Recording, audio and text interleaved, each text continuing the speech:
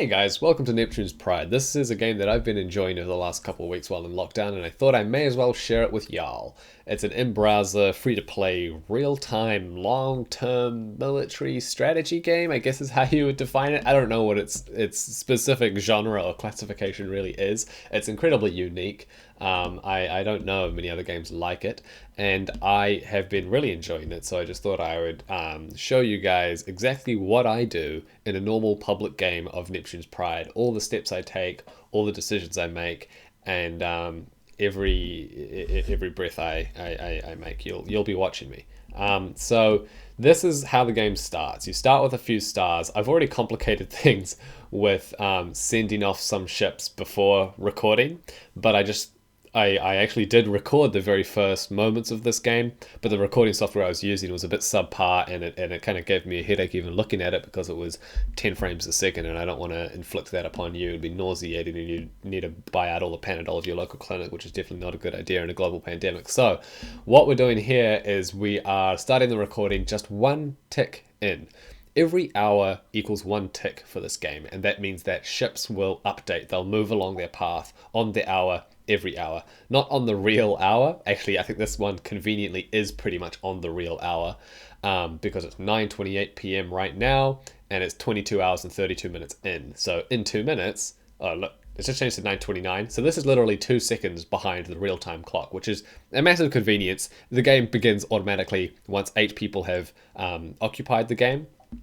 And so it just happened to be that the last person joined at exactly 8 o'clock. So anyway, let's go into what we're doing here. This is a game that you verse against 7 other players, but you're not necessarily versing them from the get-go. This game involves a lot of diplomacy, diplomatic alliances, treaties, and non-aggression pacts that you can establish with the other players. I have a little bit of experience. I have played, I don't know how many games, maybe five or six games in total, and I've never won a public game before in my life. I've won maybe one private game where I sent the link to a bunch of friends, and of course these are all first timers mostly, and so the odds were kind of stacked in my favor, and I can get pretty obsessive about these kind of games, and so I for this one, we'll see how it goes. I'll try not to be too obsessive because I want to record all of my steps, and I don't know if I want to go through the paces of setting up my recording software when it's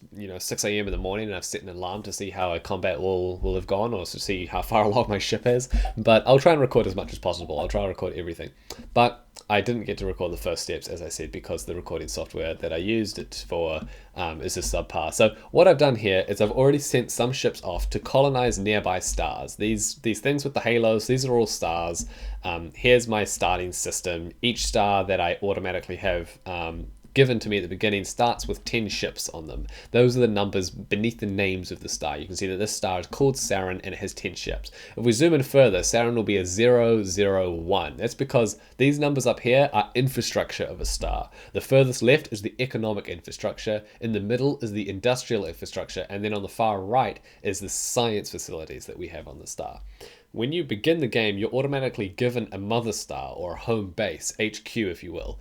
And it's automatically, by default, given 5, 5, 1. 5 economy, 5 industry, and 1 science. Economy provides money, provides credits. Obviously, that's it. The industry provides ship production. So it creates more ships depending on how many industry facilities you have or industrial factories you have. And the science contributes to research, which we can look over here in the research panel, and we can see what different technologies will give you. And you can see I've only got 4 science right now. I've bought one on the mother star. I've bought one over here. Sorry, the mother star was given to me automatically, but I bought one over here, and then bought one on FAD. So that's 4 in total. And so every hour, so we've already had 1 tick because this is the second hour. We've already had 1 tick, and so now we've got 4 of 144 tech points in getting level 2 of weapons. But the other important thing, other than research, is colonizing stars, undiscovered stars at the beginning, stars that no one else would have claimed. And you can see that I have already done that by departing to nearby stars that are south of me, that are north of me, and the ones that are on the northeast. So these halos, these grey halos that you see around stars, they represent the natural resources of a planet, and they are. I can't use my mouse anymore because I use my touchpad, so I'm just going to keep using my touchpad. So they represent the natural resources on a star, and so if we look at satellites, this is going to be impossible. Okay, yeah, we can see that it has 46 natural resources, which is quite good because the mother star is always going to be the star with the most natural resources, and we can see that Mulefine has. This is impossible, but it has 50. Just believe me. I don't know why this isn't working anymore, but whatever. So what I've done is I've sent off carriers to nearby stars. Each carrier costs 25 credits. You start with 500 credits, and I've sent them off to nearby stars. If we click on Re, we can see the dotted or the dashed line that expands beyond the grey one, the one out here, not this one. This one here represents our scanning range, and so we can see the information of all stars, whether they be enemy or whether they be uncolonized. We can see the information if it's within our scanning range, and we can upgrade our scanning range, periodically as the game goes on, and we can make it larger and larger and larger. And the solid jagged line on the outside is our hyperspace range, and we can jump to any star within that range. I say jump, but stuff takes hours. A journey like this is going to take who frickin' knows how long, because there we go. It's going to take 7 hours, so it's considerable. It's going to take seven real-time hours. It'll be in the middle of the night by the time it arrives, and I probably won't show you, but that's all right. So we could, if we wanted to, jump from Re to Arcturus because, as I just described, it's within our hyperspace range, but it's not within our scanning range. The only reason I didn't do that is because Elrisha actually has pretty good natural resources on it as well, and so it's worth colonizing that earlier so that I can, if it's economically viable, I can develop infrastructure on it if I want. For now, I haven't sent off any diplomatic messages to anybody in the game yet. We are in I don't know if it's a blessing or a curse, really, that we're on the outskirts. We're on the southern fringe of this universe, and I don't know if this is gonna be in our favor or not. It depends on Orange. It depends on how vicious Orange wants to be. The Chronic, he's just a normal player. He's not a premium player or anything. 5 renown. He hasn't won a game before, so maybe this is going to be in our favor. But as you can see, we do have premium players. Also no victories. This guy's a totally new player. Lifetime premium player. 12 victories, 338 renown, rank 363. So this guy has actually played this game quite a bit. We don't have any new messages. That's fine.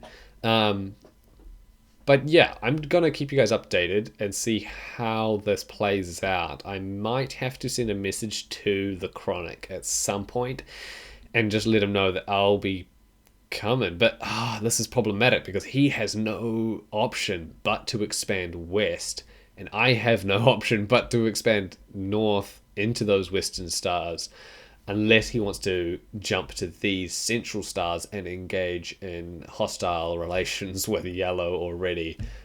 Who's Yellow? He's a lifetime premium player as well. Grand Mango, yeah, he's got a bunch of badges to say that he's ruthless. You need to watch out. If you go over here, you can see what they mean. Dead set badass. Buy this badge for the toughest opponents. Let other players be warned. So we need to look out for Grand Mango. But for now, we'll be all right. I'm not too concerned about anyone else. Okay, another premium player, 12 victories. That's considerable. That's a good number of victories. But lucky for us, it'll be a while before we engage with Gisney. I'll let you guys know how it goes. This could be a fail, could be a win. Who knows? Only time will tell. But for now, that's me over and out, and I'll see you next time.